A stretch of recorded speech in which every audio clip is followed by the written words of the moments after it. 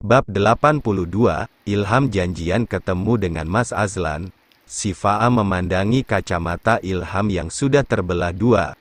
Ilham menghela napas, sehingga Syifa tersenyum. Syifa menyuapi jeruk untuk suaminya saat ini.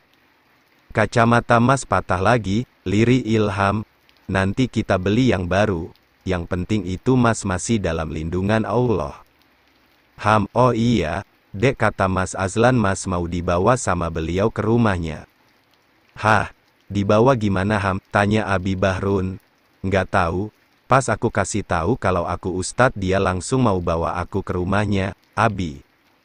Mungkin maksudnya mau memberi pertolongan lebih. Mikir kamu hanya sebatang kara makanya mau bawa kamu pulang, imbuh Umi Aisyah. Iya, tapi kan aneh juga kedengarannya. Waspada aja Mas. Kan baru kenal juga kan sama Mas Azlan tadi. Katanya dia CEO ya. Tanya Umi Hana. Iya Umi, sahut Ilham sehingga Gala, Ustadz Malik dan Dina yang berada di sana bagian mendengarkan saja. Berkirim pesan pada Akira memberitahu jika keadaan Ilham dalam keadaan baik. Kami mohon izin kembali ke Ponpes ya, Mas Ilham, ucap Ustadz Malik.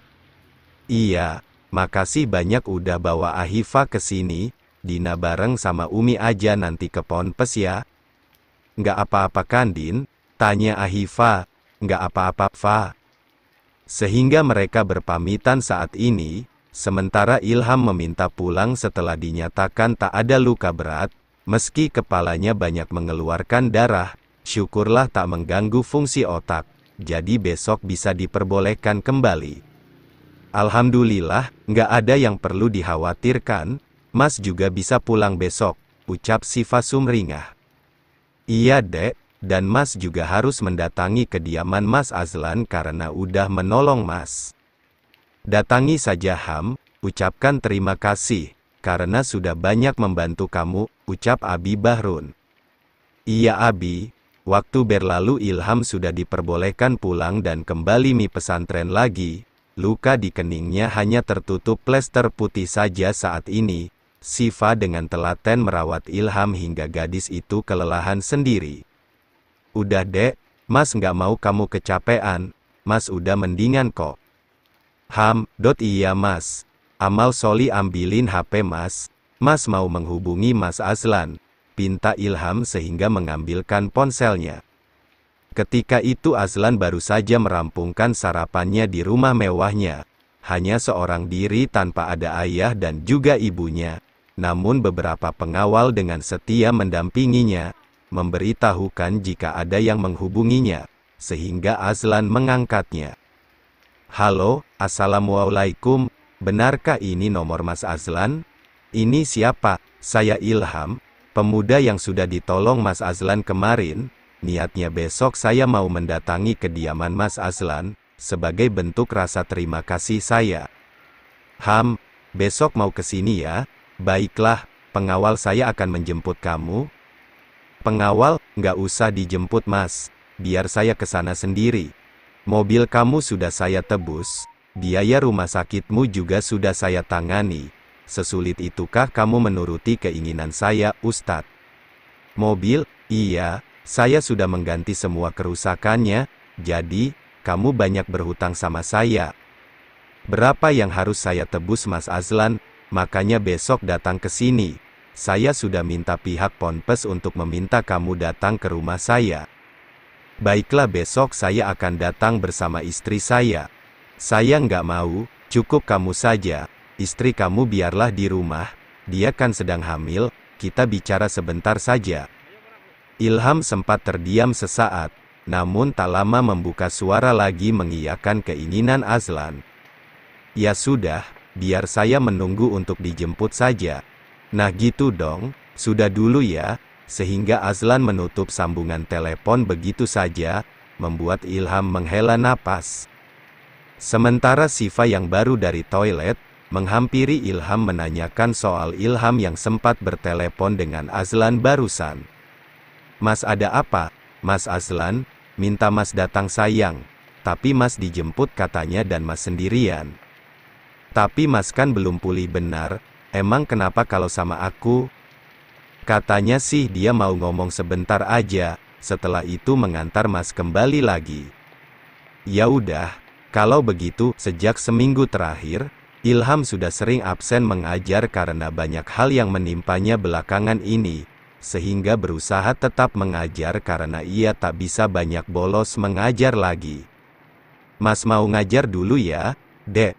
Nggak enak Mas udah banyak minta izin belakangan ini, apalagi minggu ini Alika malah diundur nikahnya karena Mas kecelakaan. Yang sabar ya Mas, namanya cobaan nggak ada yang tahu. Mbak Alika emang masih menimbang kemarin, makanya pernikahannya diundur, mungkin tetap supaya Mas bisa hadir di acaranya. Makanya Mas ngerasa nggak enak, karena Mas, Alika jadi menundanya. Semua akan indah pada waktunya Mas. Iya benar, Mas mau mengajar dulu, ya? Beneran udah bisa ngajar lagi? Iya, bisa kok. Ya udah, semangat ya Mas.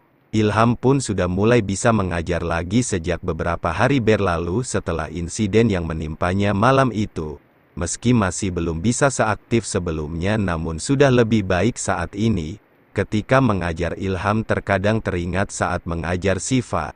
Meskipun saat ini Sifa diajarnya secara pribadi. Namun saat-saat belajar di kelas, menjadi hal yang terkadang Ilham rindukan. Assalamualaikum warahmatullahi wabarakatuh. Waalaikumsalam warahmatullahi wabarakatuh. Setelah salam dan kata pembuka maka Ilham meminta para santri membuka surat At-Taubah ayat pertama sebagai kelanjutan dari surat sebelumnya.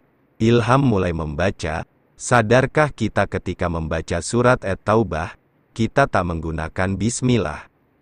Sekarang kita makna dan keterangan ya. Di penjelasan pertama, selain memberi makna dan keterangan Ilham juga menjelaskan tentang alasan kenapa tak ada bismillah dalam surat At-Taubah. Karena surat At-Taubah mengandung ancaman bagi orang musyrik, sedangkan basmalah mengandung artian berupa rahmat, maka tak wajar bila membawa serta basmalah dalam surat At-Taubah tersebut. Dan hanya surat At-Taubah yang ketika membacanya itu tanpa basmalah, selebihnya semua surat dalam Al-Quran menggunakannya. Bisa dipahami para sedulur? Tanya Ilham. Insya Allah, jawab para santriwan dan santriwati. Bagus, insya Allah. Kenapa harus mengucapkan itu di awal kalimat ketika hendak melakukan sesuatu? Misal di Fulan berjanji hendak ketemuan dengan kawannya, namun janji itu halnya keinginan. Jika Allah berkehendak maka kita pasti bisa ketemu dengannya. Namun sebaliknya, bagaimana jika kita ingkar? Nah sepertinya sepele ya. Halah ya udahlah kalau nggak jadi ya sudah. Nggak bisa seperti itu. Ingat kata pepatah, janji adalah hutang, dan itu sangat tepat. Karena sebaik-baiknya prasangka adalah yang meyakini jika Allah yang mengatur hidup kita sejak dunia belum diciptakan, sejak 50.000 tahun lalu, semua yang akan kita lakukan sudah tertulis. Jodoh, maut dan rezeki kita sudah Allah tentukan. Pak Ustadz, bisakah kita menghindari atau merubah semuanya? Tanya salah satu santri. Bisa, sangat bisa kita mengubah qadarullah. Dengan apa? Dengan doa. Doa itu penyelamat kita. Dengan kita berdoa kepada Allah, mendekatkan diri pada Allah, maka Allah akan mengingat kita. Apa kalian tahu betapa Allah itu sangat suka kita berdoa? Mintalah banyak hal padanya. Gantungkan diri hanya pada Allah. Karena apa? Karena Allah nggak akan pernah mengecewakan kita ketika kita lupa. Allah akan mengingatkan. Caranya gimana? Macam-macam, misalnya lewat musibah, nikmat. Nah nikmat ini terbagi dalam dua hal, nikmat barokah dan nikmat sakit.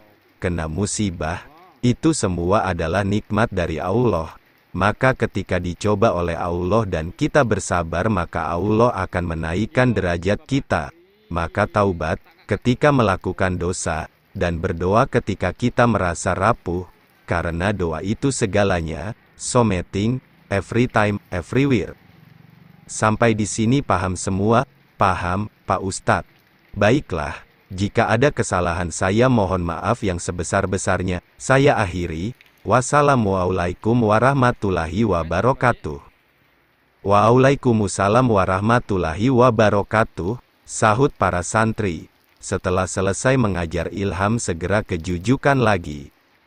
Sementara itu, berpapasan dengan Ilham membuat Ustadz Gala menyapa Ilham. Assalamualaikum, waalaikumsalam Mas Gala. Mereka bersalaman saat ini. Sampeyan udah sehat kah? Alhamdulillah, sudah lebih baik. Abisnya tadi saya diminta menggantikan sampeyan, tapi kok katanya udah mengajar. Jadi saya urungkan niat saya dan gak lama ketemu sampeyan di sini. Iya Mas Gala, alhamdulillah, mengajar lagi bikin saya lebih sehat, dan itu lebih baik daripada saya terus mengurung diri di jujukan. Benar itu Mas, ngomong-ngomong bagaimana? Apa sudah hafal surat Ar-Rahman? Tanya Ilham balik. Alhamdulillah, saya udah hafal. Alhamdulillah, lancar barokah semoga dimudahkan oleh Allah, enggeh.